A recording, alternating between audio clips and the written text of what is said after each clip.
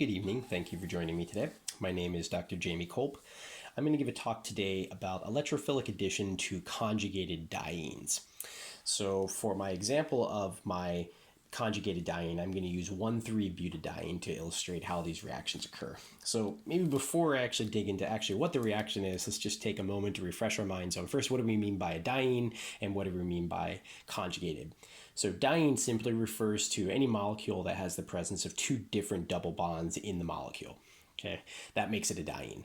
If those two double bonds happen to be separated by a single bond, that's the situation here for 1,3-butadiene, so the double bonds are present between carbons number 1 and 2 and carbons number 3 and 4, that's referred to as a conjugated system. And we're going to see that conjugated systems have a little bit of a unique property to them that basically dienes do not have. And so we're going to look at what does that do to the products we see from a conjugated system as opposed to not. Okay, so we're going to first, just to kind of map out what we're going to talk about today, we're first going to look at what are the actual products we get from this reaction, as well as looking at what the intermediate of this reaction is and how that maybe lends itself to give us those products. So then after we look at that, we're going to also kind of step back and look at some experimental data for this and see what's the distribution of these products. So if we get more than one product out of this reaction, is there any way for us to predict or maybe even control what products we actually get as our major product and what products we actually get as our minor? Okay, so we'll look at that as we go. So as our example, we're going to introduce hydrobromic acid.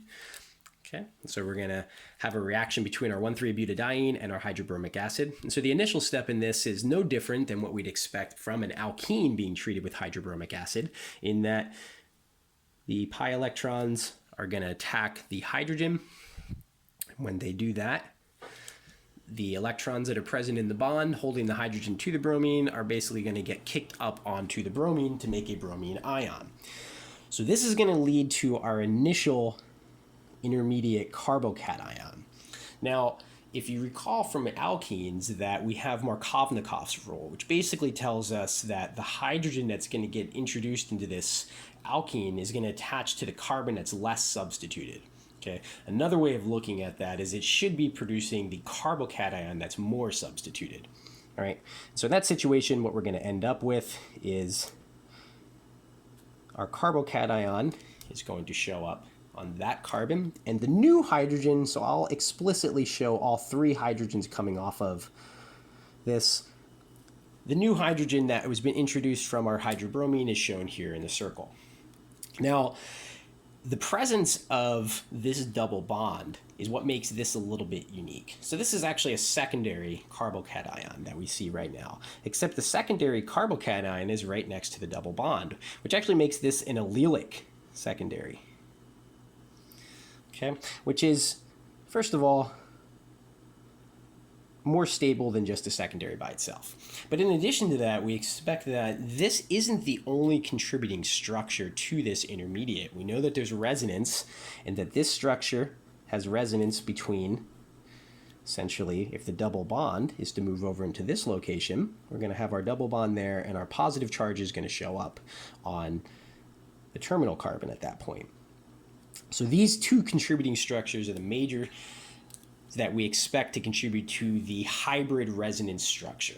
Okay, so in other words, the positive charge is essentially distributed between carbon number 3 and carbon number 1 in this situation here, with majority of the positive charge showing up on carbon number 3. Okay, now it's useful to think about these two resonance structures as separate molecules, in which that the actual positive charge is a different site that the nucleophile can attack. Now that's a useful thing to think about, but you don't want to take that too far, because remember, there is actually no separate resonance structure for each of these. The actual is a hybrid of both. So it's an average of these two, but we expect this to be a larger contributor to the average. Okay, so most of the positive charge is going to be located on this carbon. A small amount is located on carbon number 1. So that being said, the only thing that we have still remaining in solution after this is that we have our bromine ion that was produced in the first step of this reaction previously. Now, the bromine ion is essentially going to attack either one of those locations. Okay, and that's basically going to give rise to the two different products that we expect to see for this particular reaction. Okay, so 1,3-butadiene is going to give us two different products. All right, so let's just go ahead and give those two products, and then we're going to kind of step back like I mentioned earlier, and we're going to see, well, what kind of percentage distribution do we expect to see for those? Okay, so product number 1 and product number 2. Okay, so in this case, the new bromine is going to attach at the second position here. Okay, so this is carbon number 2. All right, so I apologize earlier. I believe I also referred to this as carbon number 1 previously, and technically it's carbon number 4. So I apologize for the misnomer. I misspoke previously. So this product here, because the bromine's attaching to the second carbon, this is carbon number 1, this is going to be referred to as the 1,2 addition product. It just simply refers to the fact that the 2 additions to this alkene happened at both the 1 position and the 2 position, the bromine being number 2 and the hydrogen being at the position number 1. Now the other product, which is shown from the reaction between this bromine and this intermediate, is going to be referred to as the 1,4 product, simply because, kind of analogous, we're going to end up that the bromine that gets introduced here is on the 4th position, and our hydrogen again is in the 1. So the hydrogen is always in the 1 position, and the location of this case of where the bromine actually shows up is where we get the second number in this name. So 1,2 addition, 1,4 addition. Those are our two possible choices that we're going to get. So what's interesting about this reaction is it turns out that the two different products, one, don't have equal percentages in terms of what is the major product and minor. Okay, but it's even more interesting when we look at the conditions in which we run this. Okay, so let's look at some actual experimental data. So it turns out that if I run this reaction at 2 different temperatures, okay, so if I first choose to run this at a rather cold temperature, okay, so about minus 80 degrees Celsius, that's going to end up giving us the 2 different products. So again, here's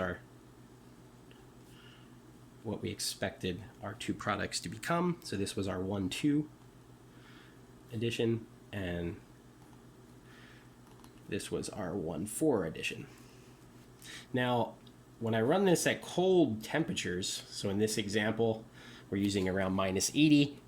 When I run it at cold temperatures, what I find is that the 1,2 product accounts for roughly 80% of my product, as opposed to the 1,4 product is going to account for about 20%. Okay, so maybe not much of a surprise yet. The interesting thing happens when I change the temperature. So if I increase the temperature that I run this exact same reaction at, and I increase it in this case to about 20 degrees Celsius, what I find is, well, first I get the same 2 molecules. That's not what's going to be different about this reaction. It's not the actual products we make. It's the distribution of the products in terms of their percentages. That's what's going to be unique. All right, so again, I get my 1,2 addition and I get my 1,4 addition. But what I find is, at these particular temperatures anyway, I get a complete reversal in terms of their percentages. So at higher temperatures, particularly at 20 degrees, turns out 20% is going to account for or be accounted for by my 1,2 addition product, and 80% is going to be accounted for by my 1,4 addition. Now, if you're interested, it turns out that if I gradually was to increase my temperature from minus 80 to 20, what I would see is that the distribution between these would start decreasing from 80% 1,2 and 20% 1,4. This number would start to go down, approaching 20, and this number would start to increase. Okay, so at temperatures in between this, we can find, at some temperature, we may find a 50-50 distribution. But the basic idea is there's something about the temperature at which I run this reaction at that's having some sort of influence on the products that I actually make and the percentages that they show up. So why is that the case? All right, so we have to look at what's going on in 2 different sort of times in this location. Or I'm sorry, in this reaction. So to do that, I want to look at a reaction diagram. So let's sketch one for this, and let's see if we can't map the reaction onto this reaction coordinate system and then use that to kind of explain in terms of energy why we get the different products that we get. Okay, so remind yourself how these reaction coordinates work, or these reaction diagrams. Your x-axis is simply referred to as your reaction coordinates. You can think of this as the steps in which the reaction has to take place. It's not particularly time explicitly, but that's the most logical unit to think about this, but we call it the reaction coordinate. So I think about it the steps that the reaction is going to go through. Now on the y-axis, this is going to be my potential energy. Okay, and so I'm not going to actually give any values. We don't need numerical values to get the gist of this. So we're going to just use relative. So the idea is if we start off with our 1,3-butadiene, that's our initial product. Okay, I'm sorry, our initial reactant. So it has some energy associated with it. Okay, so I'm going to show that just as this line right here. So this is the initial energy of the reactants, or the reactant of the butadiene. So in order for that to actually begin reacting, though, it has to overcome a reaction activation barrier.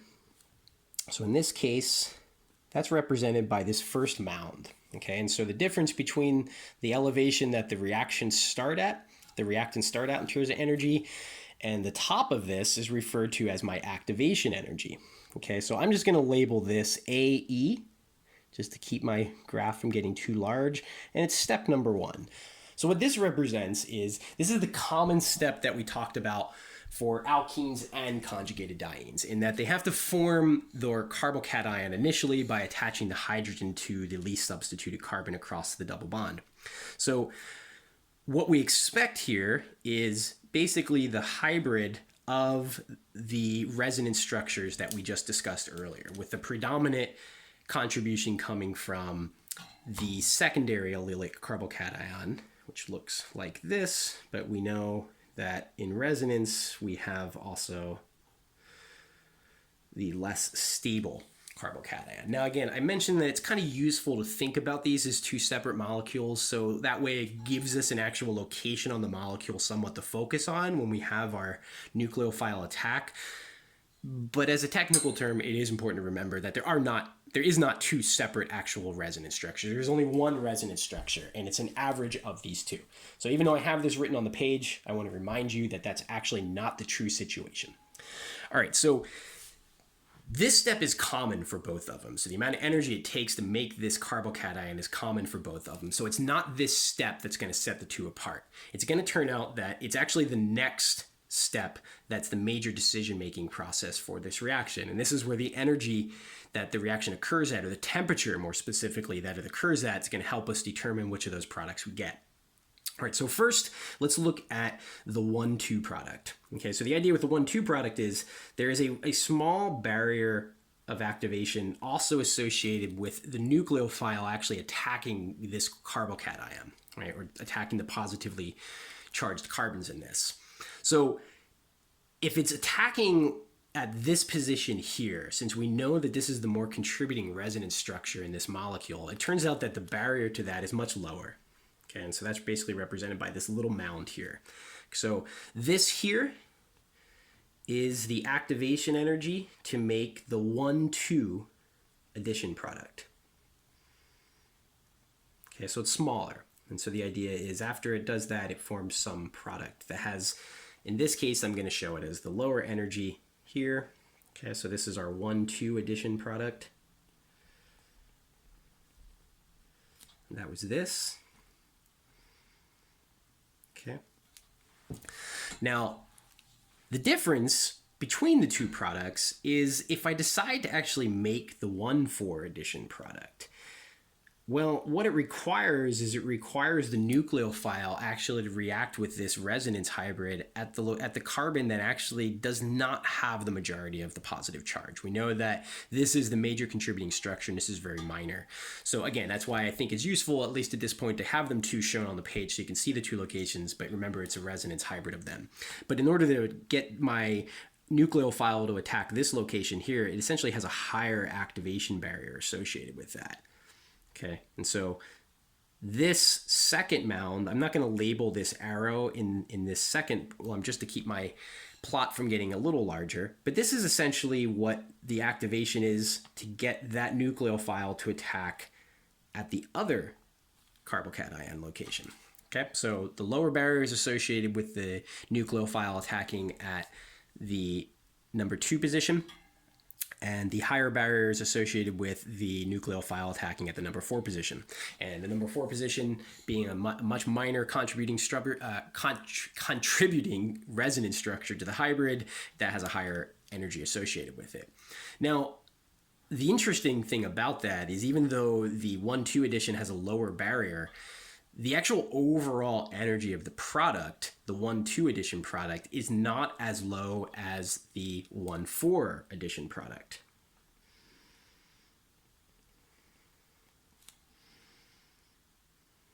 And so that was this one.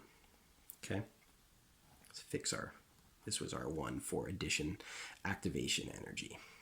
Okay, so the 2 activation energies are kind of the key to this, or at least part of the key. The 2 factors mainly that we're going to have to look at in concert are both the fact that there are different energies required for this carbocation to become either the 1,2 or the 1,4. But in addition to that, the actual overall energy of the products is different. Okay, so that the 1,4 is actually lower in energy than the 1,2 product. So when we make these 1,2 and these 1,4 addition products, a lot of times what we're going to see is that the 1,2 addition is referred to in this situation for this particular molecule, the 1,3-butadiene. The 1,2 forms faster, but it's not as stable of a product, meaning that its overall energy of the product is not as low as the other 1,4. So we basically refer to this addition product as kinetic control, or the way in which we would get that product is by controlling our reactions through kinetics. So what that means is that the major product that we're going to get is going to be controlled by allowing it to form the fastest product. Okay, so whatever one forms the fastest is going to be the major product, and that's kinetic control. That's what we're shooting for there. So we're shooting to try to create the molecule that's going to form the fastest, but not necessarily the most stable. So the fastest product that's going to form is always associated with the one that has the lowest energy barrier, right? It takes less energy to get over the barrier, so the idea is we should be able to get over it faster, right? It's much easier to go over a speed bump than it is to go over Mount Everest. Those are extremes, but that's the general idea. Okay, so the 1,4 addition product, though, in this particular situation for the 1,3-butadiene, this one actually is a lot slower to form. So it's not the kinetic product. We're not going to get that through kinetic control, but it's thermodynamically more stable. So what we mean by thermodynamically more stable is essentially that the energy of the product, right? So in this case, I'm showing them on my reaction diagram as their potential energies. It's lower. Okay, so in this case here, it's basically the difference between those two. That's how much more stable the 1,4 is than the 1,2. So again, I'm not giving actual numbers here because that's not particularly critical to understand this, but it is important to realize that if one molecule is more stable than the other, that thermodynamically should be what we expect to see if we are exercising thermodynamic control. So it still might not make a lot of sense on what we mean by this. Okay, so first, let's talk about what we were saying for the temperature. Okay, so we said earlier when we had that very low temperature, the minus 80 degrees, what we found is that the 1,2 product, the kinetic control, was actually the major product. And so what that means is when the temperature's low enough, you don't have molecules that have enough energy to get over this large barrier. And so when they go over the lower barrier, that's going to happen a lot faster than it is going over the top, if it occurs at all going over the top. Okay, so if the temperature is low enough, we can get over this barrier, and it leads us down to the 1,2 addition product. A very, very small amount, so in this case at minus 80, about 20% of them, so it's not an insignificant amount, but about 1/5 of your product actually is able to make it over this hump. Okay, and they fall to a lower, more stable position. As we turn up the temperature, what we find is a greater and greater percent of our molecules have enough energy to get over that barrier. So basically you're turning up your thermostat and you're finding as you do that, more and more of the products, more and more of the intermediate carbocations find their way over this barrier. And when they get over that larger barrier, it's where they fall to. That's actually really what's going to help us control this. So the reason I say that is you probably are thinking, well, if I have enough energy at a low temperature to overcome this low barrier, then when I increase the temperature, wouldn't it just mean that I have even more energy to overcome this barrier? So it may not be clear yet why a higher percentage actually shows up as being the 1,4 product at these high temperatures. Because again, it looks like I can make it over either barrier if I get a high enough temperature. So it requires us to kind of step back for a minute and remember some things about reactions. Okay, so first of all, reactions are essentially reversible for the most part in all cases, except when we have extreme differences between the energy of the product and the reactant. And so what does that mean? So it means that if it's reversible, if I have enough energy to get over this little hump here, the idea is I may also have enough energy if I'm sitting down here as this 1,2 addition product. Essentially, if I want to walk backwards along this chart and I want to go from being my 1,2 addition product back to the 1,3 butadiene, it's possible. But the energetics of it are shown here. And so the initial step actually to get back to that carbocation is a very, very low energy barrier. So what we find is that at low temperatures, the molecules have enough energy to get over this barrier. But when they find themselves down in here, there's not quite a bit. There's not a high enough temperature so that the molecules can also find their way back over to any appreciable degree. Right? Now, all of them are going to find a small percent. That's why we don't get 100% and 0% at these temperatures. But what happens is when I have a higher temperature, now some of the molecules, like I suggested earlier, would then just still have sufficient energy to get over the lower barrier and find themselves as a 1,2 product. However, what happens now when we have the higher temperature is any of those molecules that did find their way into the 1,2 are going to also easily find their way back across the barrier to form the carbocation. So we're going to get an equilibrium between the 1,2 addition product and the carbocation, where any carbocation that forms into the 1,2, there's going to be some of this that's going to come back and it's going to form our carbocation. So we'll get an equilibrium position established. But anytime one of these carbocations finds its way over the higher barrier, so again, we're dealing with the higher temperatures now. So they always have enough to get over the lower barrier, but that means they also potentially can come back. When they come back, if they find their way over this higher barrier, what happens is they get kind of trapped down in this lower position. And so the idea is that it can try to go backwards just like the 1,2 did, but that barrier is much larger. That barrier is quite a bit larger to go from the 1,4 back to the carbocation compared to the 1,2. So it effectively traps us. So as we turn up the temperature, what we find is that molecules are kind of going back and forth reversibly across this lower barrier. But as the temperature goes up, more and more of them find their way over the higher barrier, but they get trapped when they do that because this drop is really low.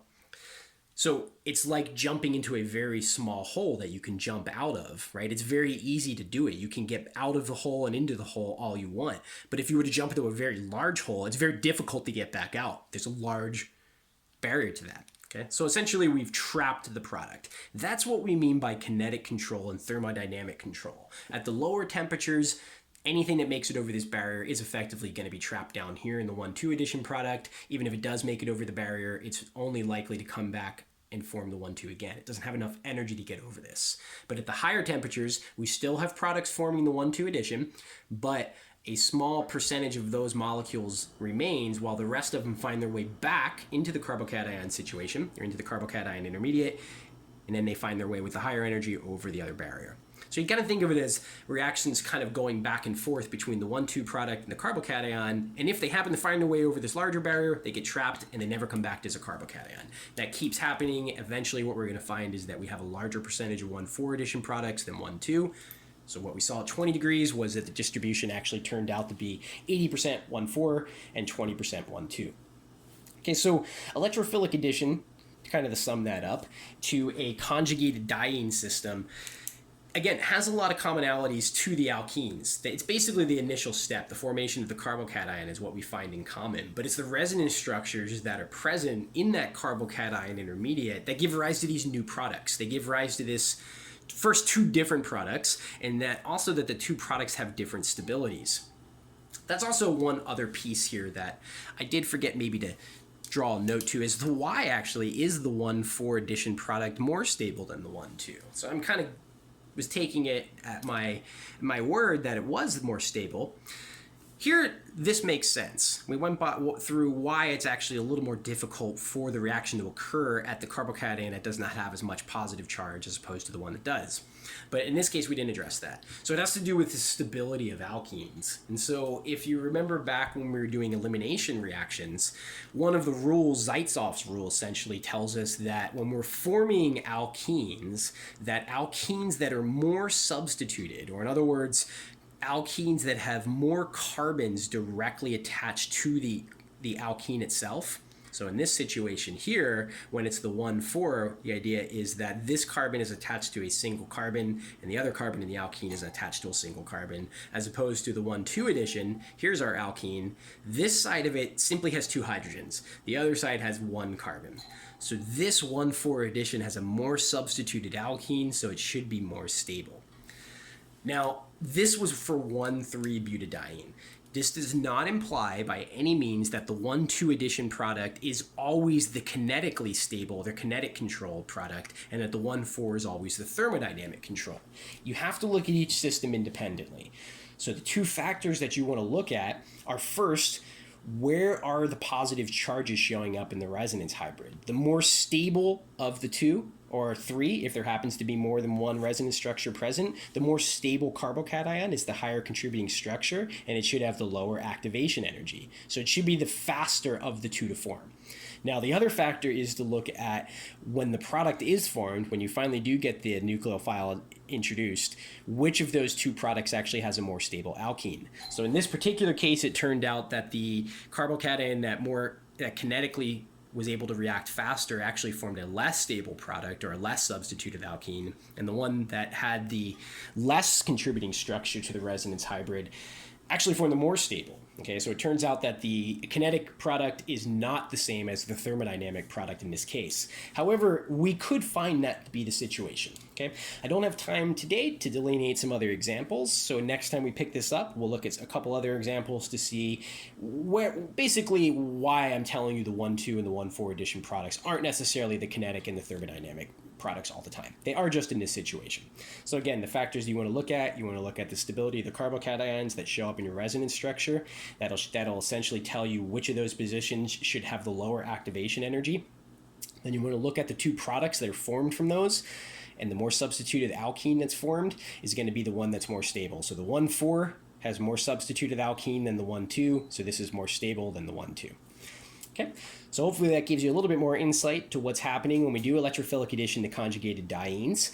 The resonance that's present in that intermediate carbocation is really one of the key features that sets this apart from the alkenes, because alkenes themselves don't have this resonance structure, and so we really won't have 2 different choices in our products, not in the manner that we have for these conjugated diene systems. So thank you, and I look forward to talking with you next time. Take care. Bye.